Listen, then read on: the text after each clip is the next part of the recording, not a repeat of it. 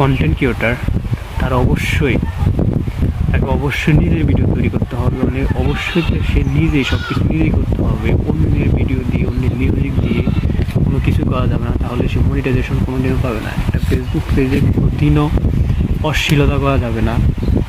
একটা Facebook page হোক, YouTube channel হোক, তাকে অবশ্যই সে কোনো অশ্লীলতা করতে পারবে না।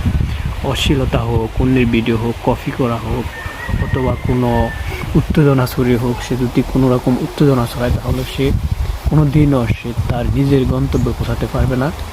অবশ্যই তাকে নিজের গন্তব্য পৌঁছাতে হলে তাকে অবশ্যই তার নিজের সব কিছু ক্রিয়েট করতে হবে,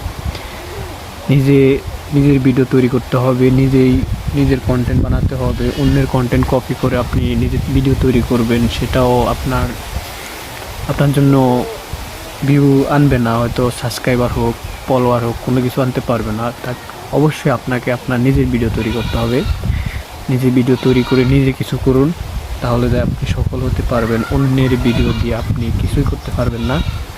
তাই স্বাভাবিক অন্যের ভিডিও দেওয়া উচিত না আপনার। অন্যের ভিডিও যদি দেন তাহলে আপনি কপিরাইট খাবেন। একজন ইউটিউবারের ইউটিউবের সত্যগুলি হচ্ছে আপনি কপি করতে পারবেন না, হ্যাঁ, অন্যের ভিডিও ছাড়তে পারবেন না, অন্যের মিউজিক ছাড়তে পারবেন না, হ্যাঁ, আপনি কোনো রকম উত্তেজনা ছড়াতে পারবেন না, কাউকে খোঁচা দিয়ে কথা বলতে পারবেন না, তারপর এগুলা ইত্যাদি ইত্যাদি। আপনি কমিউনিটি মানতে হবে। কমিউনিটি হচ্ছে সমাজ ব্যবস্থা। গাইডলাইন হচ্ছে কিছু নির্দেশনা, নিয়মাবলী।